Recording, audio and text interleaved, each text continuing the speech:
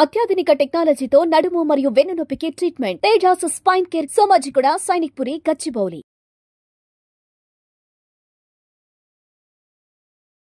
So మన పెద్దవాళ్ళందరూ పూర్వీకులందరూ కూడా ప్రతి సంవత్సరం పచ్చళ్ళు అనేది తయారు చేసేసి పెట్టుకొని ఉంచుకునేవారు. సో పచ్చళ్ళు తింటుండేవారు. సో మంచి స్పైసీ ఫుడ్ కూడా తింటుండేవారు. సో వాళ్ళకి ఏమయ్యేది కాదు కదా. ఇప్పుడు ఎందుకు పచ్చళ్ళు అవన్నీ తినద్దు, స్పైసీ ఫుడ్ జోలికి వెళ్ళొద్దు, బయట ఫుడ్స్ అవన్నీ తీసుకోవద్దని ఎందుకు చెప్తున్నారు? చెప్పేవాళ్ళు పిచ్చోడు. ఇటువంటి సందేశం మనం ప్రజలకు ఇలా ఇస్తుంటే, నేను చెప్పాను కదా ఇంతకుముందు, ఈ కన్ఫ్యూజన్లో ఈ మధ్యలో పాడ్కాస్ట్ బాగా ఎక్కువయ్యాయి. ఓకే, ఎవరు ఇష్టం వచ్చినట్టు వాడు చెప్తున్నాడు. ఓకే, ఎక్కడ రాసి ఉందమ్మా పచ్చళ్ళు తినకూడదు అనేసి? సరే, మీకు ఏమైనా జబ్బు ఉంటే, హార్ట్ ఫెయిలియర్ కండిషన్ ఉన్నప్పటికీ, బ్లడ్ ప్రెషర్ ఎక్కువగా ఉన్నప్పటికీ, కిడ్నీ ప్రాబ్లం ఉన్నప్పటికీ, సరే పచ్చళ్ళలో ఏముంటుంది? ఎక్కువ కారము, ఉప్పు. So salt is one of the things we recommend కదా. పచ్చళ్ళతో జాగ్రత్త పడండి. అసలు ఫస్ట్ ఎందుకు చేసేవాళ్ళం పచ్చడి మీకు తెలుసా? సో రీజన్ ఫర్ పచ్చడి ఈస్, మ్యాంగో ఒక సీజన్లో వచ్చేది. అండ్ పచ్చడి పిక్లింగ్ అంటాం, పిక్కిల్స్ అంటాం కదా ఇంగ్లీష్లో.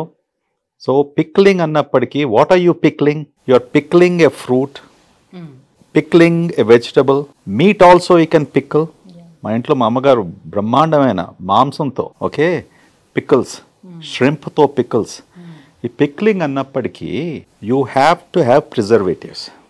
ఓకే, సో వాట్ ఈస్, ఉప్పు ఏం చేస్తుంది, కారం ఏం చేస్తుంది? It's a preservative. సో అందుకొరకు సంవత్సరానికి ఒక్కసారి మనము మామిడి పండ్ల సీజన్లో వెజిటబుల్స్ ప్లేస్కి వెళ్ళేసి, అది కూడా ఆ సీజన్ అప్పుడు ఆ టైంలో 2 months ఉండేది పికిల్స్ పెట్టడానికి.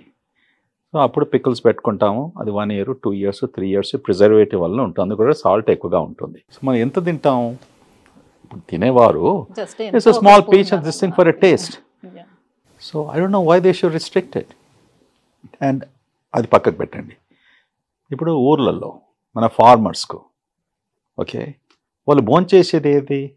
ఉదయము సద్దన్నము, దాంతో పికిల్స్, అంతే కదా. వాడు మార్నింగ్ అదే తినేవాడు, మధ్యాహ్నం అది తినేవాడు, మన సాయంకాలం అదృష్టం బాగుంటే ఇంట్లో ఏమైనా చేస్తే పప్పు మంచి, అంతే అంతే కదా. That's all there to it. అది తిన్నందుకే వాళ్ళంత సన్నగా ఉండి, యూనో, వాళ్ళకి ఇవన్నీ డయాబెటీస్, ఒబిసిటీ ప్రాబ్లమ్స్ ఎక్కడుండే? వాళ్ళు తొందరగా ఏజ్లో చనిపోయినప్పటికీ ఇన్ఫెక్షన్స్, టీబీ అని, లేకుంటే వేరే నిమోనియా అని, లేకుంటే ఫ్లూ సీజన్లో వచ్చినప్పటికీ, you know, doctor clinics and hospitals doctors లేకపోవడంతో కాంప్లికేషన్స్ వచ్చి ఇన్ఫెక్షన్స్ వల్ల చనిపోయేవారు. బట్ ఈ chronic diseases, long term diseases ఎక్కడుండేది? వాళ్ళకు చాలా తక్కువ. So actually pickles protected them. Okay.